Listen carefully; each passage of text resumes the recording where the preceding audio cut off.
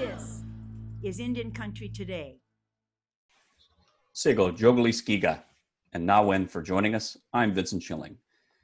Donald Trump held his second presidential rally, this one in Arizona, which is home to 22 tribes and only briefly acknowledged one tribal leader. The president appeared at a Students for Trump conference, and Navajo Nation Vice President Myron Leiser attended the rally and got a shout out from Trump. The president scolded activists for taking down statues and commended law enforcement for stopping others who tried to take down a statue of Andrew Jackson. Before his rally, Trump took a trip to southern Arizona to check on the wall. He said the wall is not only stopping illegal immigrants, but also the coronavirus. The Tohono O'odham Nation has more than 70 miles of land along the international border, and tribal leaders have rejected the wall, saying it crosses over sacred sites and violates spiritual freedom. The president did not meet with O'odham leaders. As statues of colonizers and Confederate leaders come down across the country, more pressure is being put on the Washington NFL team to change its name. The mayor of Washington, D.C. ordered the removal of a statue of George Preston Marshall from RFK Stadium in D.C. Marshall is known for his past ownership of the NFL team. The Change the Mascot campaign and the Oneida Indian Nation are applauding the removal of what they say is a former racist NFL team owner's monument. They continue to urge the NFL to change the R-word racist name. They also want the current owner, Dan Snyder, to acknowledge the origin of his team's name and paint it as cause for Native Americans for decades. Ray Halbritter, head of Change the Mascot, issued a statement. Change the Mascot praises D.C. Mayor Muriel Bowser for the long overdue removal of the statue of the racist George Preston Marshall from RFK Stadium. Team owner Dan Snyder has now been given an opportunity to create a different legacy for himself. For as long as he insists on slurring Native Americans with his team's racist mascot, he will become more synonymous with the infamous segregationist George Preston Marshall, said Halbritter. A collaborative campaign highlighting stories of LGBTQIA people of color is being launched in honor of Pride Month. The campaign is called You Are My Pride and kicked off this week. Organizers released a video encouraging loved ones of LGBTQIA+ communities to participate in the campaign by sharing their pride across social media channels with the hashtag You Are My Pride. When you feel you're not enough, and it feels... PFLAG International board member Marilyn DeVoe Willis says, in this time of unrest, PFLAG wants to empower allies of Black and brown LGBTQ+ people and shower them with more love now than ever before. Now for an update of COVID-19 and the Indian health system, let's go to our Indian Country Today correspondent, Karina Dominguez. Sego, Karina. Leo Senchianya, Vince. Leo Senchimanyavu, Getchemalean.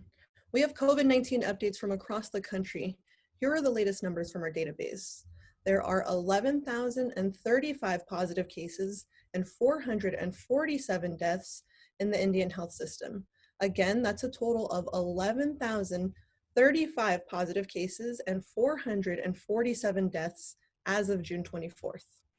Navajo police officer Michael Lee was laid to rest in Chinle, Arizona today after contracting the virus. This morning, the Navajo Nation reported 43 new cases and one additional death. This brings their total to 7,088 cases and 336 deaths. In Arizona, the White Mountain Apache tribe reported 21 new cases and one additional death, giving the tribe a total of 1,537 cases and 20 deaths. The Kokopah tribe in Arizona lost their vice chairman, J. Deal Begay Jr. to COVID-19. He is the only positive case and death that tribe has confirmed. The Mississippi Band of Choctaw Indians is reporting 4 new cases and one additional death, bringing their total to 879 positive cases and 62 deaths for that tribe. The Cherokee Nation in Oklahoma has 2 new cases for a total of 166. And Vince, it's also important to note that many people have recovered from COVID-19. However, the definition of recover is not consistent across tribes and health agencies. Indian Country Today is working on a method to track those recoveries in our database. So that's why we haven't been reporting on those numbers. But as soon as we do get that method, we'll go ahead and update everyone. And for those who weren't fortunate enough to recover, you can submit obituaries to obituary@indiancountrytoday.com so we can commemorate those individuals. They were more than just statistics. Vince? Wow, over 11,000 now. Thank you, Karina. Thank you, Vince. And we'll be right back.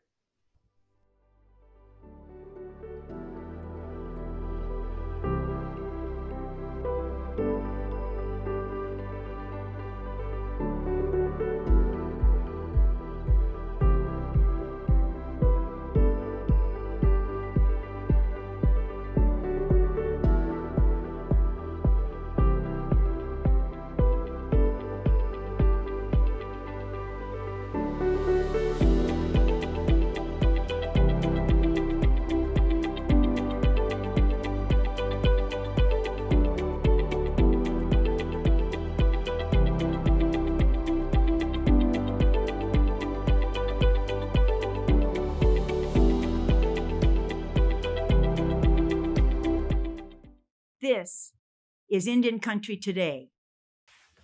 Welcome back. As colleges struggle to figure out how to bring back students, tribal colleges are also doing the same thing. The global pandemic is causing many to rethink how this next semester will look. Today we'll be speaking with Carrie Billy, who is Navajo and the president and CEO of the American Indian Higher Education Consortium, known as AHEC, to discuss the effects of this pandemic and how changes could have on Indian education. Welcome to the show, Carrie. Thank you. It's great to be here.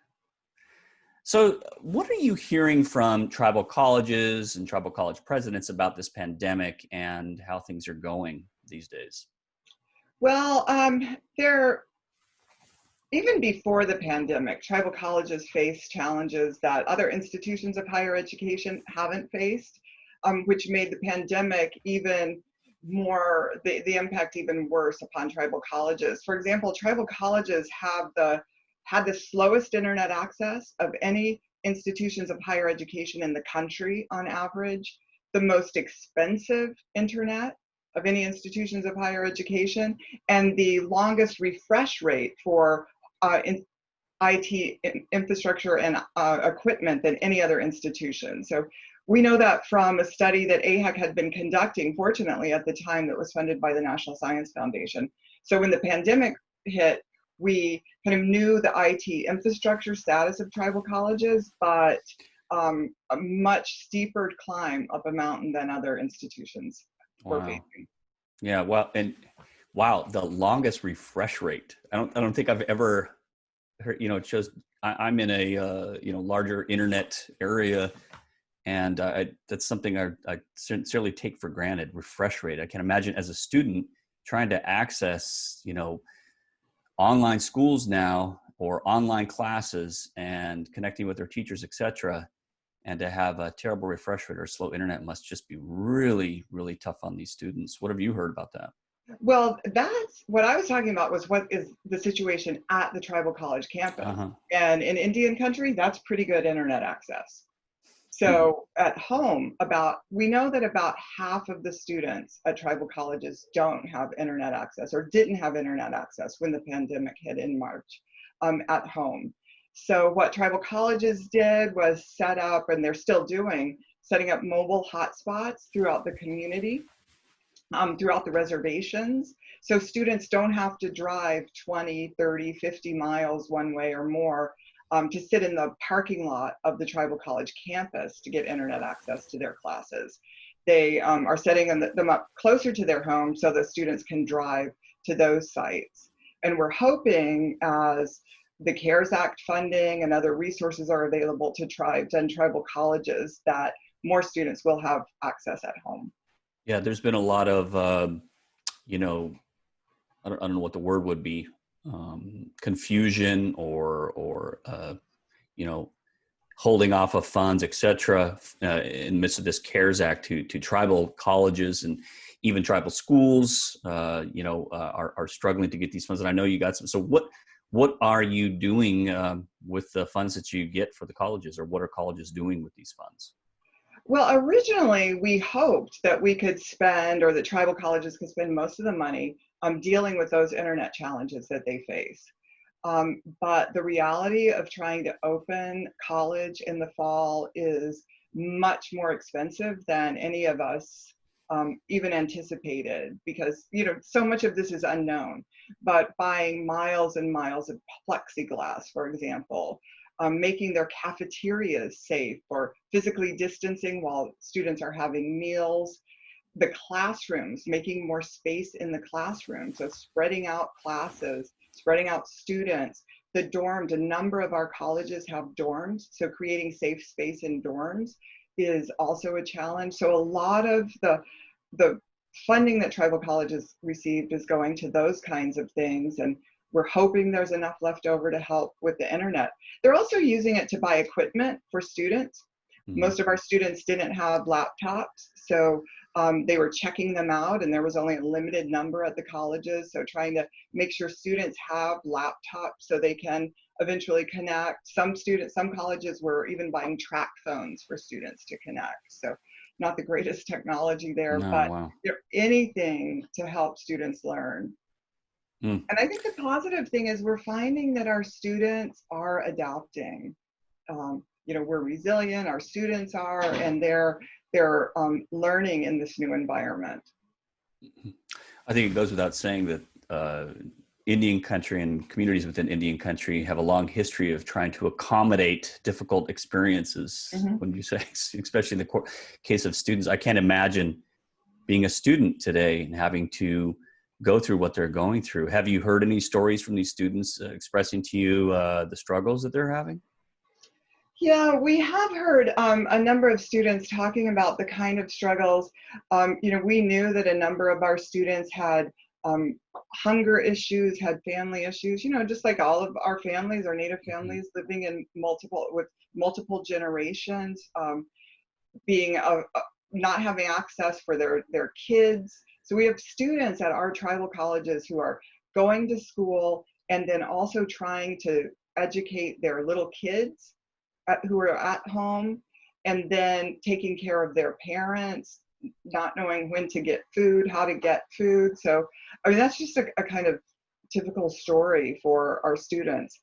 But, they're trudging through. They're coming to the college campuses, sitting in the parking lots or going to the mobile hotspots and continuing to learn. And we've actually, as I said, been surprised at how well students are adapting. So there are sad stories, but there's a lot of really positive stories about the things that students are doing and how they're trying to help their communities, not just themselves and their families.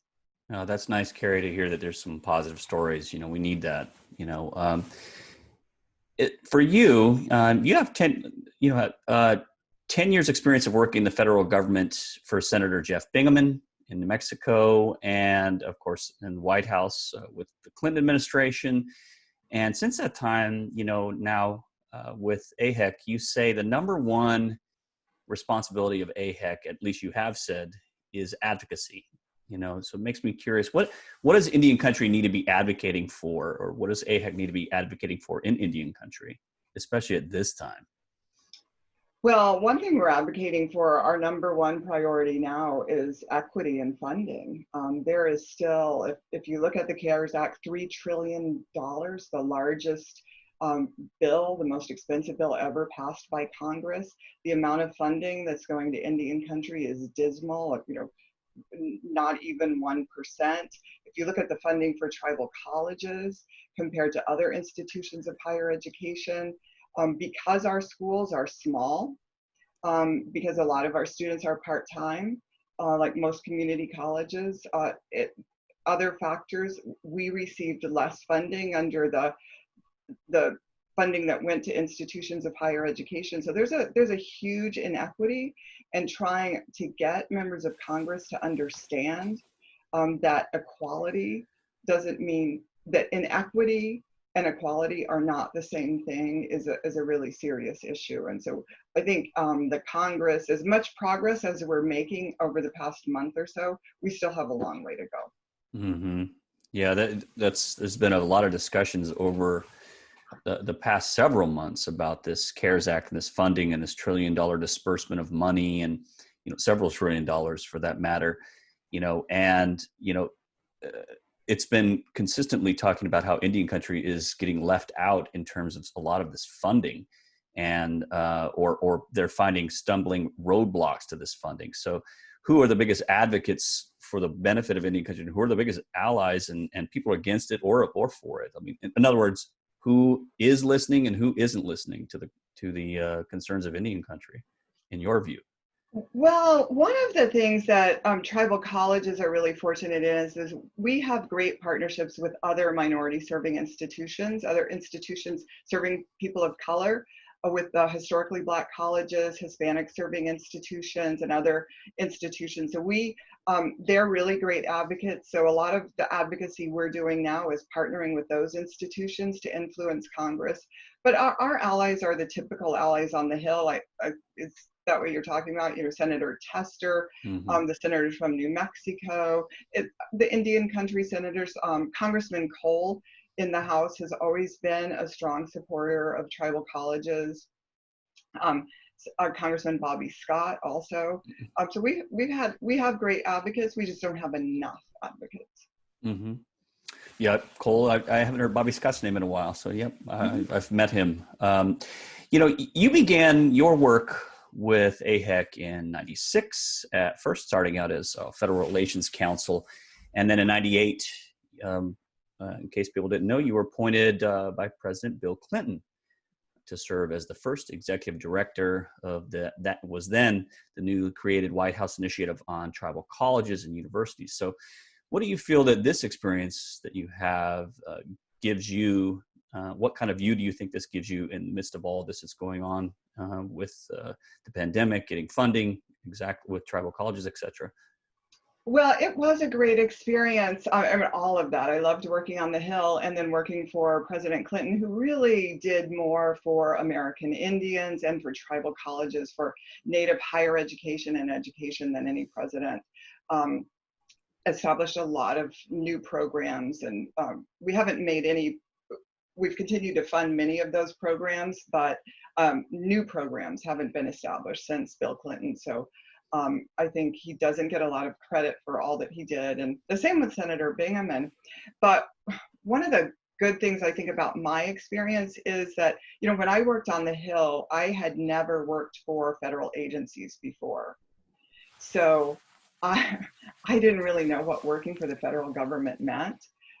Working for the government and actually seeing it at work, you get a much better understanding for the bureaucracy, the delays, the people, good people, and people who are just, spending time or wielding power. So I think it gave me a really great perspective to be able to work with both people on the Hill and in the administration, which is what we do at AHEC a lot. Mm-hmm.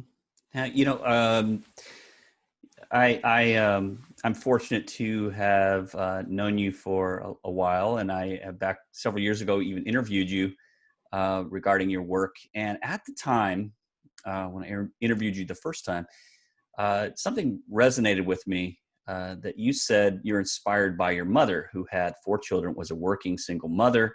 So thinking about these, students right now who maybe single mothers or, working in the grind, what are your thoughts about being in the position you are to help advocate for them?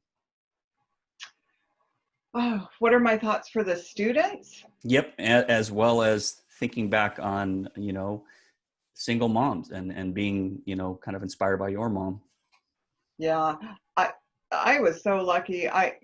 One thing that I think a lot about during this pandemic is, my daughter is grown now, and I don't know how students, parents are doing it now who have young kids and they're working at home, trying to get their work done at home, trying to educate their children, and then doing online classes. It is unbelievable. So we're celebrating the graduations right now of tribal colleges. We're right in the middle, so probably about halfway through or a little more through graduation season for the tribal colleges. And it's amazing to hear the stories of students who are persevering and who are excited to be ready to go to work now, to transition out of a tribal college or move on to a 4-year tribal college or a university now, and who were able to complete this semester.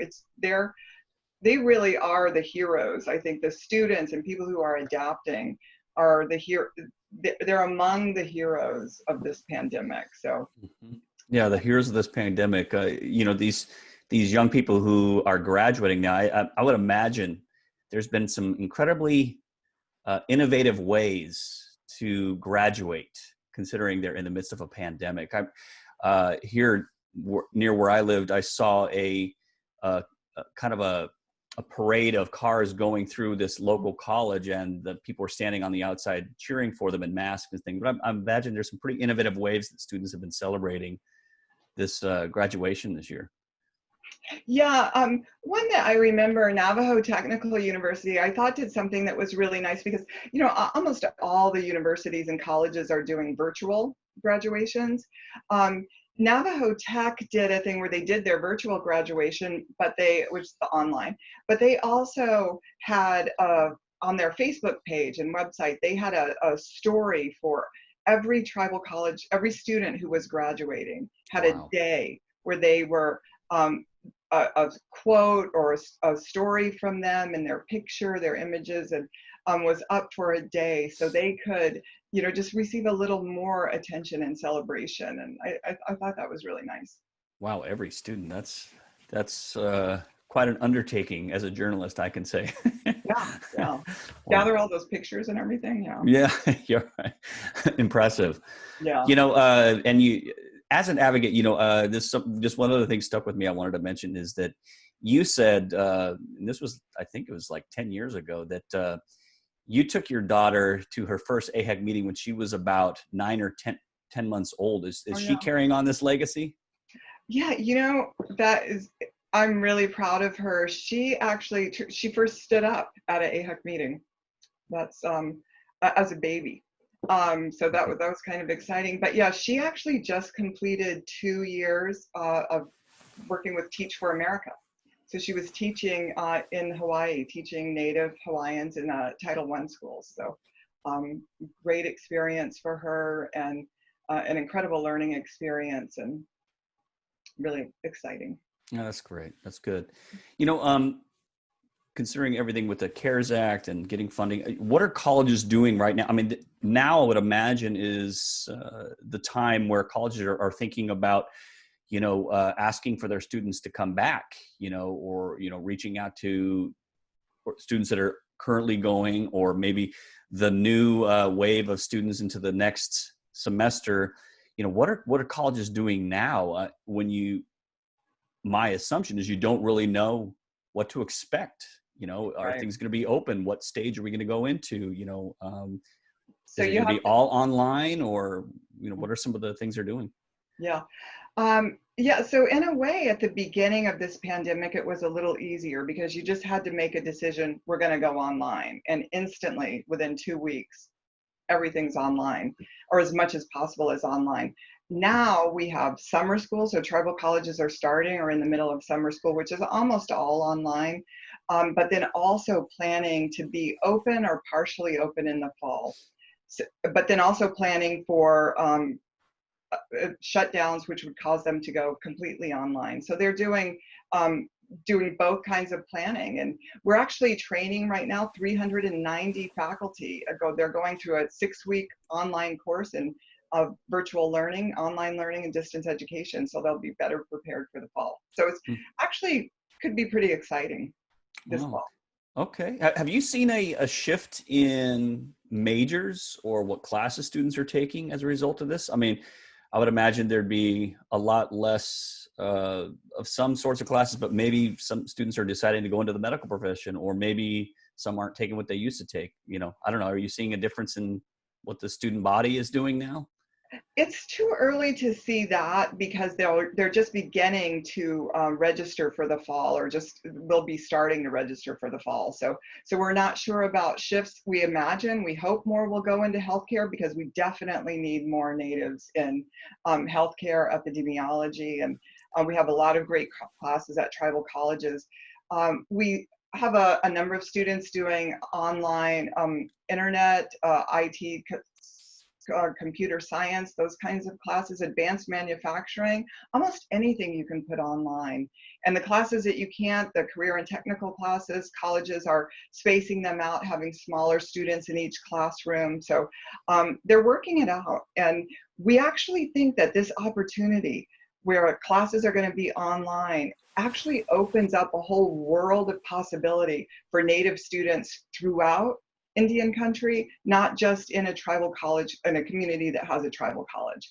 Because, a Navajo living in Chicago or New York or wherever can enroll in classes at Diné College or Navajo Tech or Haskell. So or Sailor Scrutiny College, any tribal college there. It really is opening up higher education for American Indians and Alaska Natives. So I would that's imagine. exciting. Yeah, I would imagine. And I would imagine there's a lot of changes going on, considering a pandemic, that are probably going to stay. So, Carrie, Billy, thank you so much for coming on the show today. We really appreciate you being here and talking with us. Yeah, thank you. Great. Thank you. Thanks. I'm Vincent Schilling, and Ona and Nawin for tuning in. Stay safe and stay well. and we'll see you tomorrow.